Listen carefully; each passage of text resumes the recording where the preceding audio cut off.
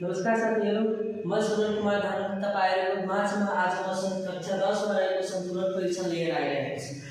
आज हामीले यो कुरा पढ्छौँ कि सन्तुलन परीक्षण भनेको के हो र यसले किन तयार पारिन्छ र यसलाई बनाउने तरिकाहरू पनि हामी आज पढ्ने छौँ। ठीक छ, त्यसको पहिले परिभाषाबाट हामी जान्छौँ। सन्तुलन परीक्षण भनेको के हो भने व्यवसायमा भएको आर्थिक कारोबारहरूको के भनेको छ, व्यवसायमा भएको आर्थिक कारोबारहरूको अभिलेख ठीक छ वा छैन परीक्षण गर्न तयार पाइने विवरण के भनिन्छ त सन्तुलन परीक्षण भनिन्छ। त्यसले अर्को तरिकाले भन्छौँ भने अझ सजाएर भन्छौँ हामीहरू भने व्यवसायमा भएको आर्थिक कारोबारहरूको गणितीय शुद्धता जाँच गर्न सम्पूर्ण खाताहरूको डेबिट र क्रेडिट रकम समावेश गरी तयार पाइने विवरणलाई सन्तुलन परीक्षण भनिन्छ। के भन्छ त्यही कुरा दुवैमा परिभाषाले त्यही कुरा बताउँछ कि आर्थिक कारोबारहरू के छन् त्यहाँ ठीक छन् वा छैनन् भन्ने कुरा बतायो। त्यही पनि यहाँ यो कुरा यहाँ पनि बताइन्छ कि आर्थिक कारोबारहरूको गणितीय शुद्धता जाँच गर्नु भनेको के हो, त यो अभिलेखहरू ठीक छन् या छैनन् भन्ने कुरा हुन्छ। कुरा बुझ्नुभयो त, यहाँ गणितीय शुद्धता भनेको छ या आर्थिक अभिलेखहरू ठीक छन् या छैनन् भनेको छ, कुरा एउटै आउँछ। यहाँ एउटा मेन पोइन्ट के गाँसेको छ त सम्पूर्ण खाताहरूको डेबिट र क्रेडिट रकमलाई केलाई त सम्पूर्ण खाताहरूको डेबिट र क्रेडिट रकम समावेश गरी तयार पार्ने विवरणलाई सन्तुलन परीक्षण भनिन्छ। तब हामीले बुझ्नुपर्छ कि यो खाताहरू के हो। जब यहाँ खाताहरूको डेबिट र क्रेडिट रकम समावेश गरिएको छ त यो खाताहरू भनेको के हो। ठीक छ नि, यहाँ बुझ्नु कि व्यवसाय जब सञ्चालन गरिन्छ भने त्यसमा दैनिक रूपमा कुनै न कुनै किसिमको कारोबारहरू भइरहेको हुन्छ। ती कारोबारहरूको अभिलेख राख्नका लागि हामी सुरुमा जर्नल एन्ट्री तयार पार्छौँ। के तयार पार्छौँ त जर्नल एन्ट्री तयार पार्छौँ। ठीक छ, गसरा अभिलेख तयार पार्छौँ। अनि यो गसरा अभिलेखको सारांश निकाल्नका लागि के निकाल्नका लागि सारांश निकाल्नका लागि हामी खाताहरू तयार पार्छौँ। के तयार पार्छौँ त खाताहरू तयार पार्छौँ।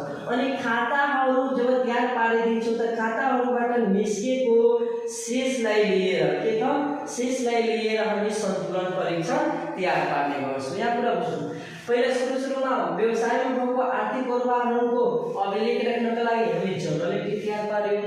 त्यस जर्नल एन्ट्रीको सारांश निकाल्ने उद्देश्यले हामी के तयार पार्यौँ त खाताहरू तयार पार्यौँ। अनि खाताहरूबाट जुन शेष आउने गर्छ त्यही शेषलाई लिएर हामी के तयार पार्छौँ त सन्तुलन परीक्षण तयार पार्ने गर्छौँ। कुरा यसमा क्लियर।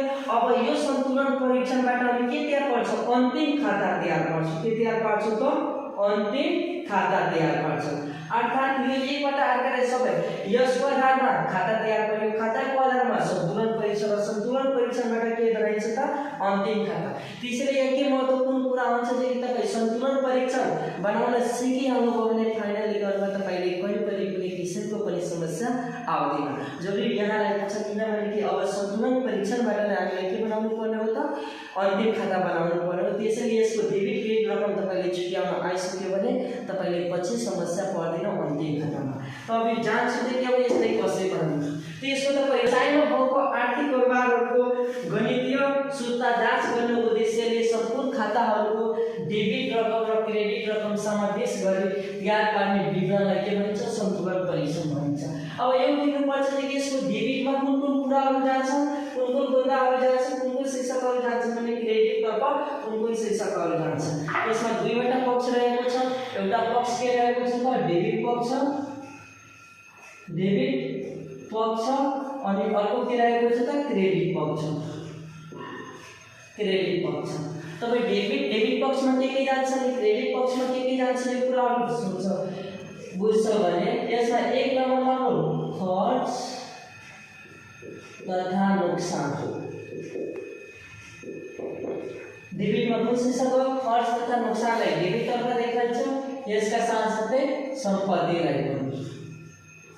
त्यसैले क्रेडिटतर्फ त्यहाँ खर्च छ भने क्रेडिटमा आम्दानी भइहाल्छ अनि नोक्सान छ भने नाफा भइहाल्छ। यता त नलेखेर लेखो। अनि यसका साथसाथै यहाँ के भइहाल्छ त दायित्व भइहाल्छ। तब यहाँ कुरा तपाईँ बुझ्नुभयो कि डेबिटमा जाने गुणहरू के हुन् त खर्च र नोक्सान र सम्पत्ति। त्यसैगरी क्रेडिटतर्फ आम्दानी नाफा र दायित्वलाई क्रेडिटतर्फ देखाउने गरिन्छ। अब हाम्रो यो शीर्षक हो, शीर्षक भनेको खर्च र नोक्सान हो भने यो खर्च र नोक्सानभित्र धेरै बुन्दाहरू पर्न जान्छन्। ती बुझ्नु छ हामीले कुन कुन बुन्दाहरू खर्च र कुन कुन बुन्दाहरू नोक्सान हो।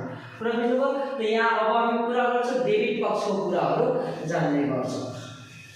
त डेबिट पक्षको कुरा बुझ्नुभयो भने तपाईँ डेबिट पक्षमा के जान्छ? खर्च। त पहिला म खर्चको कुरा तपाईँले बताउन गइरहेको छु। या जो कुनै पनि बिजनेस सञ्चालन हुन्छ भने त्यसमा मानव चाहिँ कुनै वस्तु उत्पादन गरिरहेका छौँ भने सुरुमा कस्तो खर्च लाग्छ त्यही एकदम म आज तपाईँले बिग्ने तरिकाबाट बताउँछु। जुन तरिका तपाईँ पढ्नुहुन्छ भने खर्च तपाईँले अटोमेटिक समझ आइहाल्छ अनि तपाईँ बुझ्न पनि सक्नुहुन्न। मानव चाहिँ केही बिजनेस एउटा सुरु गरेको, ठिक छ, व्यवसाय सुरु भयो, यसमा कुनै वस्तु उत्पादन गर्नु छ। के उत्पादन गर्नु छ त? वस्तु उत्पादन गर्दा पहिला वस्तु तपाईँले उत्पादन गर्नु छ भने वस्तु उत्पादन गर्नुको लागि के गर्नुपर्छ? तपाईँ कुनै सामान खरिद गर्नुहुन्छ।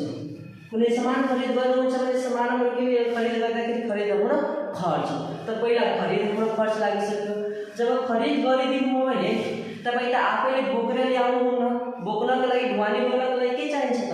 केही साधनहरू चाहिन्छ, गाडी भाडा दिनुपर्ने हुन्छ। त्यसलाई भित्री ढुवानी भनिन्छ। के भनिन्छ त? भित्री ढुवानी। अब भित्री ढुवानी भनेको के हो त? वस्तु खरिद गरेर हामी व्यवसायभित्र ल्याइरहेका छौँ, त्यसैलाई के भन्छ त? भित्री ढुवानी। त पहिला सामान खरिद गर्नुभयो, त्यसपछि यो खर्च हो, त्यसपछि ढुनको लागि ढुवानी गर्नको लागि हामीले भित्री ढुवानी रुपियाँ लाग्यो। मानव चाहिँ ती सामान तपाईँ विदेशबाट ल्याउनु गइरहेको छ भने अब तपाईँले के त भन्साट महसुल तिर्नुपर्छ अर्थात् यहाँ भन्साट शुल्क पनि लागिहाल्छ। के लागिहाल्छ? भन्साट शुल्क पनि लाग्छ। ठिक छ नि? त्यसपछि बुझ्नु चाहिँ कि भन्साट शुल्क लागिसक्यो। अब त्यो सामान खरिद गरेर हामी व्यवसाय लिएर आयो भने अब यो त सामानलाई उतारेर कहाँ राख्नुपर्ने हुन्छ? व्यवसायभित्र राख्नुपर्ने हुन्छ। हामी त आफैले उतार्दैनौँ, त्यसको लागि पनि मान्छेहरू चाहिन्छ। त जुन मान्छेहरू उतारेर राख्छ त्यसलाई व्यवसायभित्र भने उसलाई ज्याला दिने गर्छौँ। के दिने गर्छौँ? ज्याला। त ज्याला पनि हाम्रो खर्च भइसक्यो। ठिक छ? अब ज्याला जब सामान आइसक्यो भने वस्तु उत्पादन गर्ने क्रममा हाम्रो के लागिहाल्छ त? पानी लाग्न सक्छ, विद्युत लाग्न सक्छ, पानी विद्युत लाग्न सक्छ, कोइलाको पनि प्रयोग हुन सक्छ। अर्थात् यस्ता यस्ता वस्तुको पनि प्रयोग हामी गर्न सक्छौँ। यसलाई विद्युत नदिएर बिजुली पनि दिन सक्छ, तेल दिन सक्छ, बिजुली। यो सबैले वस्तु उत्पादन गरेका छैनौँ त्यो बेलासम्म यो खर्च लागिरहेछ। यसका साथसाथै अझै केही खर्चहरू लाग्ने गर्छ भने त्यो मानव जति यहाँ हामीले त्यो उत्पादन खर्च, उत्पादन खर्च। ठिक छ? यति कुरा याद गर्नु। अनि यसबाहेक अन्य वस्तु उत्पादन गर्ने क्रममा यति मात्र खर्च लाग्दैन, धेरै खर्चहरू लाग्ने गर्छ जुन हामी के त व्यापार खाताबाट फाइनल एकाउन्टमा पर्छौँ। अहिले तपाईँले तत्कालमा यति कुरा याद गर्नु छ। यो सब खर्चलाई कुन खर्च भनिन्छ त? प्रत्यक्ष खर्च भनिन्छ। के भनिन्छ? प्रत्यक्ष खर्च। वस्तु उत्पादन गर्ने क्रममा जुन जुन खर्च लाग्ने गर्छ त्यसलाई के भनिन्छ? प्रत्यक्ष खर्च गर्ने भनिन्छ। अहिले तपाईँले यसमा यतिकै मात्र ख्याल गर्नु छ, याद राख्नु छ। अब मानव चाहिँ वस्तु यति खर्च लगाउँदाखेरि हाम्रो वस्तु बनिसक्यो। अब वस्तुले त बिक्री वितरण गर्नु छ नि, त्यसमा पनि त खर्च लाग्छ। त मानव चाहिँ के अब बेच्दाखेरि के गर्दाखेरि त? बिक्री गर्दाखेरि लाग्ने खर्च, बिक्री गर्दा लाग्ने खर्च। अब बेचिरहेको छ भने कस्तो कस्तो खर्चहरू लाग्छ।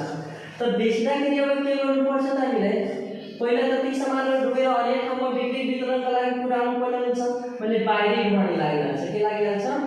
बाहिरी ढुवानी।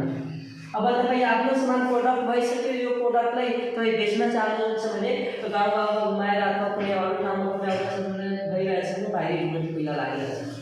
मानव कि तपाईँको उत्पादन तपाईँ प्रचार पनि विज्ञापन गराउन सक्नुहुन्छ कि मेरो के त वस्तुको क्वालिटी यस्तो छ, गुण यस्तो छ भने त तपाईँले विज्ञापन खर्च लागिहाल्छ। कम्पनीको आफ्नो प्रचार गराउनुहुन्छ भने के कुन खर्च लाग्छ? विज्ञापन खर्च, जुन प्रचार खर्च लाग्छ। यसको लागि तपाईँ विभिन्न केही छपाईमा पनि लागिहाल्छ। छपाई, केही पोस्टरहरू अथवा के छपाउनुहुन्छ भने छपाई तथा मसलन खर्च, यो पनि खर्च लागिहाल्छ। यसबाहेक अरू के गर्न सक्नुहुन्छ तपाईँ त मानव कि कोही तपाईँको वस्तु बिक्री गराइरहेको छ भने उसले कमिसनको कुरा गर्छ कि म तपाईँलाई तपाईँको बिक्री भित्र गराउँछु भने यति हजारको वस्तु बिक्री गराइदिन्छु भने मलाई यति रुपियाँ दिनु भने त्यसले कमिसनको रूपमा लिन्छ के को रूपमा लिन्छ कमिसन कोही अब माल सामान बिक्री गराउँछ भने उसले के दिन्छ कमिसन त कमिसन पनि खर्च लागिहाल्यो यसपछि हाम्रो के लागिहाल्छ त बिक्री दस्तुर पनि लाग्न सक्छ बिक्री दस्तुर पनि तिर्न सक्नुहुन्छ दस्तुर यसका साथसाथै अझ भन्छौँ भने हामी के लाग्न सक्छ त यहाँ पनि कमिसन भयो त ल अब हामी के गर्न सक्छौँ तलबमा काम गरिरहेको छ भने उसले तलब तिर्नुपर्ने हुन्छ कर्मचारीलाई त्यसबाद भाता पनि तिर्नुपर्ने हुन्छ जे ठाउँमा पठाउँदाखेरि त्यसपछि हामी के गर्न सक्छौँ त बिमा गराएका छौँ त बिमा पनि तिर्न सक्छौँ बिमा खर्च भइहाल्यो यो सब अगाडि यो सब खर्च हो यो त यो जति कुरा बताइरहेको छु यो सबै खर्च हो बिमा पनि खर्च लाग्न सक्दछ हाम्रो अनि के खर्च लाग्न सक्दछ मानव कि हम यहाँ खर्च तथा नुकसान हो हामी कसैलाई छुट दिन सक्छौँ भने छुट दिएको यो पनि हाम्रो रुपियाँ नुकसान भयो यसमा पनि घाटा लाग्यो भने यसमा आइहाल्छ ल छुट दिएको यहाँले के दिइरहेको छ छुट दिएको ठिक छ नि छुट दिनु भनेको केही जति दाम छ दामभन्दा केही कम गर्नु र यसपछि हामी के दिन सक्दैछौँ त यात्रा प्रशासनिक तथा यात्रा खर्च प्रशासनिक तथा यात्रा खर्च लाग्न सक्छ यात्रा खर्च लाग्न सक्दछ त्यसपछि अझ भन्छौँ भने हाम्रो तपाईँको त्यही भइसक्यो भने सक्छ बिक्रीमा नुकसान गरिदिन्छ भने यो पनि आइहाल्छ के मतलब बिक्रीमा नुकसान गरेको छ भने यो पनि कुरा आउँछ सबैले अझ जुन प्रॉफिट हुन्छ प्रॉफिटबाट हामीले सरकारले कर पनि तिर्नु पर्ने हुन्छ यो पनि खर्च भइहाल्यो हामी बिक्री वितरण गर्ने बेलामा यो सब खर्च लाग्यो कुन खर्च लाग्यो त पहिला बाहिरी ढुवानी लाग्यो प्रचार गराइ छपाई खर्च मसलन खर्च लाग्यो कमिसनहरूलाई तिर्नु पर्यो बिक्री दस्तुर कर्मचारीलाई तलब दिनु पर्यो कहीँ पठायो भने उसको बापत भाता दिनु पर्यो बिमा गराएको छ भने बिमा खर्च कहीँ छुट दिएका छ भने छुट पनि भइहाल्यो प्रशासनिक तथा यात्रा खर्च भइहाल्यो बिक्री के भइहाल्यो त बिक्रीमा पनि आइहाल्छ मर्मत खर्च पनि त्यही वस्तुहरू बिग्रेको छ मिसले बिग्रेको छ मर्मत गराएको छ मर्मत लाग्यो र यो खर्चहरू उत्पादन गर्दाखेरि लागेको छ धेरै खर्च पाकिरहेको छ जुन पछि हामी पढ्दैछौँ व्यापारका काममा यसका साथसाथै अन्य खर्चहरूमा अन्य खर्च तथा नुकसानमा अन्य खर्च तथा नुकसानमा धेरै कुराहरू पर्छन् जुन हामी यहाँ पढ्छौँ त ब्याज मानव कि हामी बिजनेस गरेका छौँ भने कुनै व्यक्तिबाट लोन लिएको पनि गर्न सक्दछौँ भने त्यसमा हामीले के तिर्नु पर्यो ब्याज तिर्नु पर्यो लोन लिएका छौँ ऋण लिएका छौँ भने ब्याज त तिर्नुपर्छ नि ब्याज हाम्रो किनभने खर्च भइहाल्यो हारास भइहाल्यो हारास भन्ने बित्तिकै सम्पत्तिको मूल्य घट्नु ठिक छ नि मानव कि कुनै हामीसँग सम्पत्ति रहेको छ त्यसको दाम घटिरहेको छ भने त्यसले के भन्छ हारास भन्छ मूल्य हारास पनि भन्ने गरेको छ यो 10,000 थियो आज 9,000 रहेको छ त्यसको दाम भने 1,000 त हाम्रो लस भएको भएन त जुन 1,000 लस भएको छ यसलाई के भनिन्छ हारास भन्छ 10,000 को सम्पत्ति थियो आज उसको दाम 9,000 रहेको छ त 9,000 भन्ने बित्तिकै 1,000 उसको दाम घटेको छ हाम्रो के हो त हारास अन्तर्गत पऱ्यो नुकसान हो ठिक छ नि अब यसपछि हामी बुझ्छौँ कि अप्राप्य ऋण भन्छ अप्राप्त ऋण भन्छ अथवा शङ्कास्पद ऋण भन्छ शङ्कास्पद ऋण भन्छ अथवा खराब ऋण भन्छ खराब ऋण भन्छ यो कुरा अप्राप्य ऋण भन्छ अप्राप्त ऋण भन्छ शङ्कास्पद ऋण भन्छ अथवा खराब ऋण भन्छ यो सब कुराहरू योग्य हो भन्ने बित्तिकै यसको अर्थ के हुन्छ नि मानव कि कुनै व्यक्तिलाई मेरो उधारमा कम्पनीवालाले बिजनेसवालाले उधारमा मानव कि 10,000 को सामान बिक्री गरेको थियो कति हजारको 10,000 को सामान बिक्री गरेको थियो अनि त्यो व्यक्तिले 9,500 रुपियाँ तिरिदियो कति रुपियाँ तिरिदियो 9,500 रुपियाँ त बाँकी अहिले कति रहेको छ तिर्नु उसले 500 रुपियाँ तिर्न बाँकी रहेको छ 10,000 को सामान उसले किनेको थियो 9,500 रुपियाँ तिरिदियो 500 रुपियाँ तिरेको छैन भने यो बिजनेसवालाले के हामी सोच्छौँ कि यो जुन 500 रुपैयाँ उठाउन बाँकी रहेको छ उसले दिन्छ कि दिँदैन, त्यही दिँदैन भने यसरी हामी के भन्छौँ त अप्राप्य ऋण, यो प्राप्त हुन सकेको छैन, अप्राप्त ऋण यो प्राप्त हुन सकेको छैन, शङ्कास्पद ऋण यो शङ्का गर्छ कि दिन्छ कि दिँदैन, यही भनेको खराब ऋण पनि हो। अर्थात् जति उठाउन कलेक्सन गर्न सक्दैन त्यो भनेको हाम्रो के हो, खराब ऋण हो। एउटै भनेको यहाँ हामी के त नुकसान अन्तर्गत राख्ने गर्दछ, ठिक छ। यदि हाम्रो के हुन्छ यी सबहरू आउन के हुन्छ खर्च एउटा अझ हामीले अब खर्चको बारेमा पढ्नुको, खर्च तथा नुकसानको अब हामीले बुझ्नु छ सम्पत्तिको कुरा। याद गर्नु यसरी तपाईँ पढ्नुहुन्छ भने यो सायदै तपाईँ बुझ्न सक्नुहुन्छ भने तपाईँले अन्तिम खातामा पनि यो कुराहरूले मद्दत गर्नेछ। के कुराहरू जान्छ भन्ने कुरा ल हामी अब सन्तुलन परीक्षणको डेबिटमा जाने खर्चको बारेमा हामी अध्ययन गर्यौँ। अब हामीले बाँकी त सम्पत्तिको बारेमा अध्ययन गर्नुपर्ने, सम्पत्तिको बारेमा। सम्पत्ति भनेदेखि तपाईँले थाहा नै रहेको छ, जस्तै घर जग्गा कैश बैंक ब्यालेन्स यो सब के हो त हाम्रो सम्पत्ति हो। तब यसमा हामीले के बुझ्नुहुन्छ भने सम्पत्तिमा हामीले सबजनालाई थाहा छ हामीसँग रहेको नगद हाम्रो के हो सम्पत्ति हो, पैसा अलरेडी सम्पत्ति हो। त्यसपछि हामी बैंकमा रुपियाँ राखेका छौँ त्यसलाई के भनिन्छ बैंक मौजदार, त बैंक मौजदार पनि हाम्रो सम्पत्ति हो, यसले ठिक छ। तपाईँ भवन भन्छ वा घर भन्छ यो भनेको हाम्रो के हो सम्पत्ति हो, यसमा नगद आउने गर्दछ। यसका साथ जग्गा भन्छ, जग्गा भन्छ वा जमिन भन्छ, जग्गा भन्छ अथवा जमिन भन्छ। यहाँ के भन्छ त अझै यसपछि फर्निचर बन्न सक्दछ, फर्निचर यो फर्निचर जुन काठको सामानहरू यसले हामी बिक्री गर्छौँ भने यसबाट के आउँछ त नगद आउने गर्दछ, यो हाम्रो सम्पत्ति हो। त्यसपछि तपाईँले मेसिन भन्न सक्छ, मेसिन वा मेसिनरी, मेसिनरी ठिक छ। यो सब के हुन्छ हाम्रा सम्पत्तिहरू। यसका साथसाथै यो के हुन्छ हाम्रा सम्पत्तिहरू हुन्। अनि यसका साथ हुन्छ त्यसले यो दृश्य सम्पत्ति हुन् भने एउटा अझ अदृश्य सम्पत्तिको बारेमा हामी बुझ्छौँ। अदृश्य सम्पत्ति, अदृश्य सम्पत्ति भनेको हामी आँखाले देख्न सक्दैन त्यस्तोलाई पनि केही शीर्षकहरूले अदृश्य सम्पत्तिको रूपमा लिएको छ, जुन हाम्रो परिहाल्छ ख्याति। ख्याति भइहाल्यो, व्यापार शेयर भइहाल्यो, पेटेन्ट भइहाल्यो। ख्यातिको अर्थ बुझ्नु मानव कि कुनै बिजनेसवालाले आफ्नो नामबाट आफ्नो प्रोडक्ट राम्रो प्रोडक्टबाट उसले बढी मात्रामा वस्तुहरू बिक्री गरिरहेको छ भने त्यसलाई के भन्छौँ ख्याति भन्छौँ। सिम्पल म पसलको कुरा गर्छु भने मानव कि कुनै कपडाको पसल छ, के को पसल छ कपडाको पसल त धेरै हुन्छन् बजारमा, त मानव कि एउटा सुमन नाम गरेको, के नाम गरेको त सुमन नाम गरेको कपडाको पसल एकजना व्यक्तिले खोलेको छ भने यसले राम्रो कपडा पनि दिन्छ, त्यसको बुद्धि विचार पनि राम्रो रहेको छ, कि कममा पनि दिने गर्दछ, ठिक छ। त भन्ने बित्तिकै तपाईँसँग कोही पनि सोध्छ भने भाइ मलाई कपडा किन्नु छ, म कुन पसलमा जाउँ, कहाँ राम्रो कपडा मिल्छ अनि अलिकति राम्रो दाममा पनि मिलिहाल्छ। तपाईँ बताउनुहुन्छ बजारमा धेरै पसलहरू रहेका छन्, तर ती पसलहरूमध्ये सबभन्दा राम्रो क्वालिटीको सुमन नाम गरेको व्यक्तिले आफ्नो के दिन्छ त त्यस्तो कपडा तपाईँले प्रदान गर्न सक्दछ भनेदेखि तपाईँ कसको पठाउनु भयो, सुमनले पठाउनु भयो।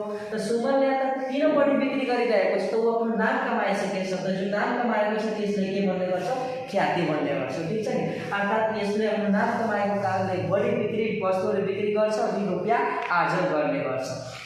त यसले यस्तै सम्पत्तिको रूपमा राखेको छ। उसको केही लोगो रहेको छैन भने के भन्छ कि जाऊ त्यहाँ जान्छ बजारमा जान्छ भने उसको पसलको साइडमा केही यस्तो खालको चिन्ह लगाएको हुन्छ, त्यही पसलमा जाने राम्रो के हुन्छ त वस्तु त्यसमा पाउँछ, त्यसमा सस्तो दाममा पनि पाइहाल्छ अनि यसको व्यवहार पनि राम्रो रहेको छ। अर्थात् त्यही भनेको अदृश्य सम्पत्ति व्यवहारबाट राम्रो प्रडक्टबाट उसले के गर्छ बढीभन्दा बढी वस्तुहरू बिक्री गर्छ अनि रुपियाँ आर्जन गर्छ।